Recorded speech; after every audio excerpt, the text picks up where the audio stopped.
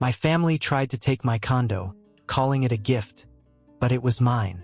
They erased me from their lives, and when I fought back, they turned on me completely. Hey there. Welcome to today's story. What are you up to right now? Get comfortable because you're about to hear a journey that might hit close to home. Today's story takes us into the life of someone facing a situation you might have encountered, or maybe you'll find yourself empathizing with it. Have you ever been in a position where you had to stand up for yourself against the ones who were supposed to love you? Let's see how the character overcomes it. Stick with me till the end, and I promise you'll want to hear the resolution. And if you haven't already, make sure to subscribe to the channel. Your support means the world and helps me keep bringing you more amazing stories. Thank you so much. I never thought I'd end up at a family event like this. Not after everything that had happened. But here I was, standing in front of my childhood home, in my most worn-out dress. The kind I'd picked up at a second-hand shop just because it was good enough. My name is Alex Riley, and I had spent years avoiding my family, avoiding the drama, avoiding the hurt. But today was different. I was here for Ellis' birthday, my older brother, the golden child of the family. Ellis was turning 40, and even though I hadn't seen him in over 2 years, I couldn't help but feel a twinge of familiarity as I approached the house. The smell of grilled meat and the sound of laughter filled the air, just like it always had when we were younger. The front porch, once a place where I felt like I belonged, now felt like an alien world. I barely recognized anyone at first. Faces I used to see daily now seemed strange, distant, like characters in a show I stopped watching. And then there was the greeting I received from the staff member at the door. "Your name?" he asked, scanning the guest list. I hesitated before replying, "Alex Riley." "Riley." He turned the sheet around, his finger tracing the names. You're under +1 next to Ellis' name," he said. "Is that correct?" "Yes, I guess," I replied, faking a smile. A +1. I wasn't even worth a name tag. Not for my brother's birthday. I was an afterthought. The night unfolded like a slow-motion train wreck. The place was beautifully decorated, like something out of a lifestyle magazine. The jazz band in the corner played tunes that made me feel even more out of place. Their smooth melodies floated through the room, but they only seemed to amplify the awkwardness that clung to me like a second skin. The family had pulled out all the stops. No expense spared, no detail overlooked. The lights, warm and golden, reflected off the crystal chandeliers, casting a soft glow over the room. The servers moved gracefully between the tables, their pristine uniforms like a stark contrast to the chaos in my mind. It was a scene pulled right out of one of those glossy magazines, where everything was curated, staged, and perfect. And yet, amidst all the grandeur, there I was, sitting at the back of the room, invisible. They made sure to seat me at the furthest table, behind a pillar, where the most I could catch was snippets of conversation. I could barely see anyone's face, only the occasional flash of laughter or a hand reaching out for another drink. But I didn't belong here. I never did. But tonight, it felt even more pronounced, like I was a misplaced prop in someone else's perfect story. I looked around, watching my family bask in the glow of their success and their well-rehearsed smiles. Ellis, the golden child, was surrounded by a small crowd of admirers, all chanting his praises. He stood tall at the center of it all, glowing as always, with that polished, effortless charm. "Our shining star, the future of the family," someone said, raising their glass to Ellis. The applause that followed was more than just polite. This was genuine adoration. It wasn't just tonight. It was always this way. Ellis had always been the one they worshipped, the one they wanted to see succeed. His new job as VP, his flawless career, his perfect life, and his ever-expanding circle of friends and connections. Everyone loved him. I knew the script by heart. And me? Well, I wasn't even listed as a part of that narrative. The odd one out. I had always been in the background, blending into the shadows, playing the role of the dutiful sister. But tonight it felt like I didn't even exist. The family had moved on without me, pushing me further into the margins of their perfect world. The low hum of their voices, the clinking of glasses, the sudden bursts of laughter. It all echoed in my ears as I sat there, waiting for something to change. But deep down, I knew it wouldn't. They didn't see me. They hadn't for a long time. I wanted to slip away, to leave the room and disappear into the night. But my feet felt stuck to the floor, like I was tied to a place that no longer held any meaning for me. It was a strange sensation, the urge to leave yet somehow feeling rooted in the same spot. I was frozen in time, watching everyone around me play their parts while I was left to watch from the sidelines. After what felt like an eternity, a voice rang out, calling my name over the loudspeaker. "Alex Riley, please join us for a few words." My heart skipped a beat. What did they want from me? No one had warned me about this. No one had told me I would have to speak. For a moment, I couldn't breathe. My legs felt weak, my chest tight. It was like a wave of anxiety rushed over me, but I couldn't back out now. The eyes of the room, even though they were unaware of it, were on me. All I could do was stand up, one foot in front of the other, my mind racing as I made my way to the podium. I reached the stage, the lights blinding for a second. The harsh spotlight made me squint, but it was the least of my worries. As I took the mic, a video montage started playing behind me. The screen flickered, and suddenly it was Ellis' life on display. His childhood, his achievements, his endless stream of successes. There he was at his first little league game, laughing with his friends. Then, high school prom, graduation, his college days, every major milestone on display. The clips played in rapid succession, each one more polished than the last, each one a perfect snapshot of the life they had created for him. But what stung the most was the absence of me in that video. Not a single frame with me in it. The countless sacrifices I had made for him, the loans I had given him when his startup struggled, the nights I stayed up late working on his presentations, the times I picked up the pieces of his life when things fell apart. It was all missing. I was a ghost in the family's story. None of it mattered. I stood there, my hands trembling. The world felt unreal. It was like I was watching everything from the outside, but it was my life being played out in front of me. As the video ended, the applause echoed in the room. The clapping was for Ellis, of course. No one looked at me. No one even cared. I was just the ghost in their family story. Ellis glanced at me briefly, his smile polite but hollow. It wasn't a real smile. It was the kind of smile that didn't mean anything anymore. "You've always been the best at making everything seem perfect," I muttered into the mic, my voice coming out far sharper than I intended. The words were already out before I could stop them. I didn't even know where they came from, but in that moment, it felt like the only truth I could speak. And then Delia, Ellis' wife, interrupted me with that sickly sweet smile I had come to dread. She leaned forward, her voice dripping with false kindness, and suggested that I gift them the condo I had been living in. "You know, with the baby coming, the extra space would be so helpful," she said, her words practically oozing with saccharine charm. "We could really use it." The words felt like a slap. They weren't asking. They were demanding, dressed up as a request. They needed the condo for their growing family, she said, as if my own life and possessions didn't matter at all. For a moment, I was speechless. I had worked so hard for that condo. I had built it from scratch, made it my own, carved out a space where I could be free from their expectations, their demands. And now, just like that, Delia was asking me to give it away, to hand over the last bit of autonomy I had left. The room had gone eerily silent, but I could feel the weight of their expectations pressing down on me. I wasn't just a sister anymore. I was a vessel to give away what they wanted. They had nothing left for me except my things.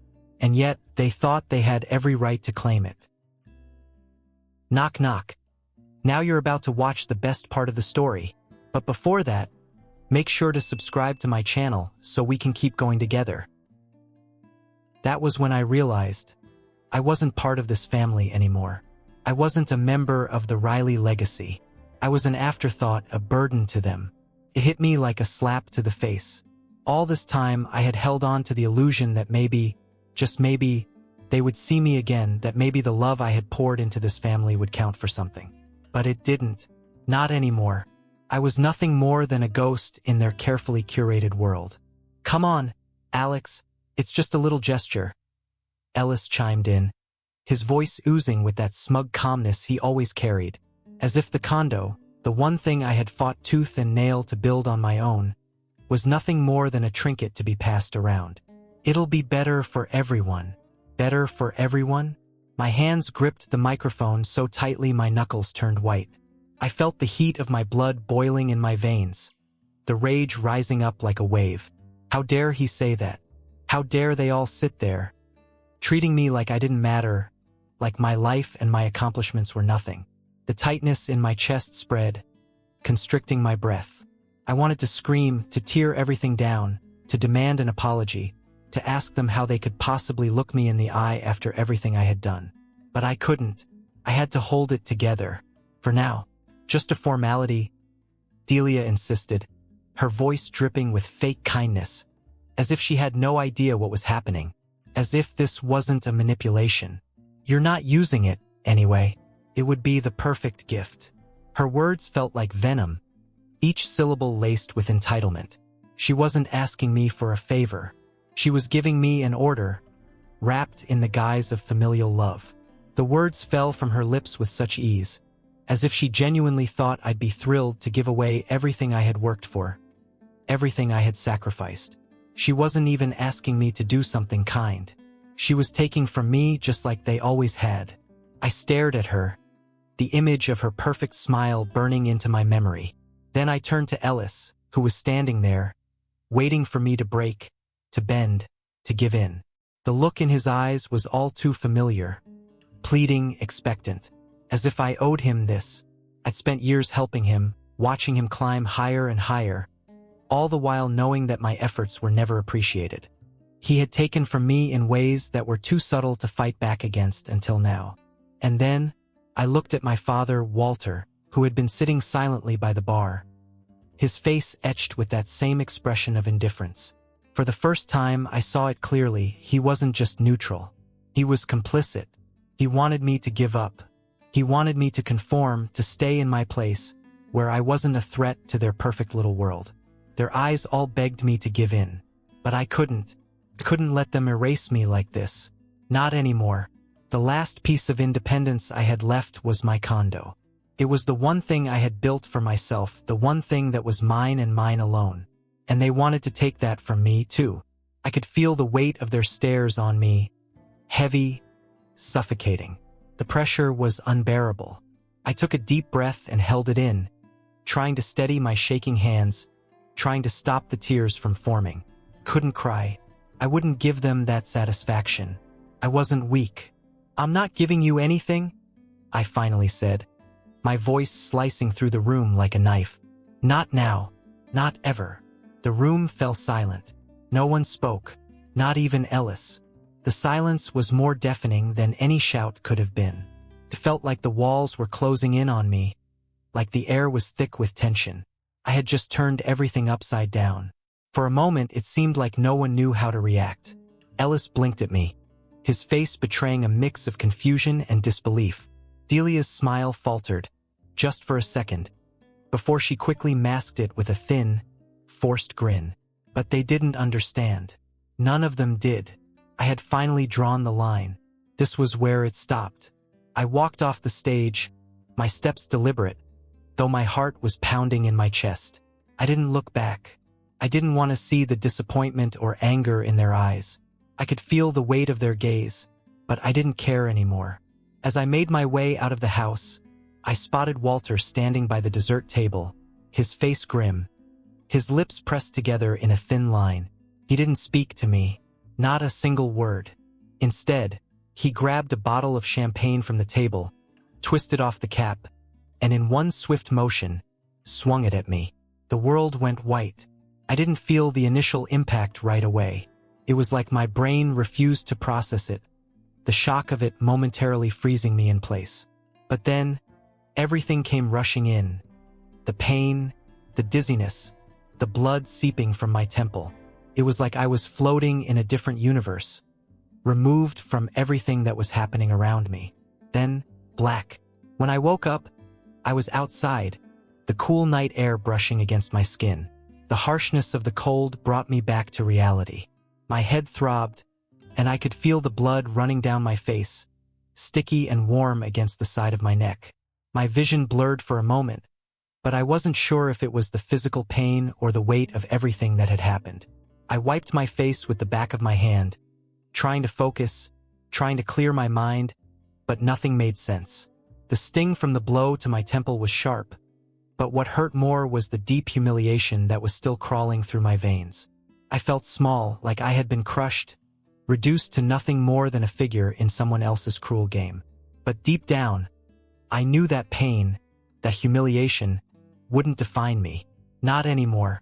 I forced myself to sit up, ignoring the dizziness and the thick layer of shame that clouded my mind. I reached into my pocket and pulled out my phone, calling an Uber with trembling fingers. The screen flashed, the numbers blurred momentarily, but I forced myself to tap the address in. I didn't have to stay here. I wasn't going to let them have control over me any longer. Before the car arrived, I looked back at the house that was supposed to be mine, the house I had built for myself, brick by brick, with every ounce of my sweat and dreams.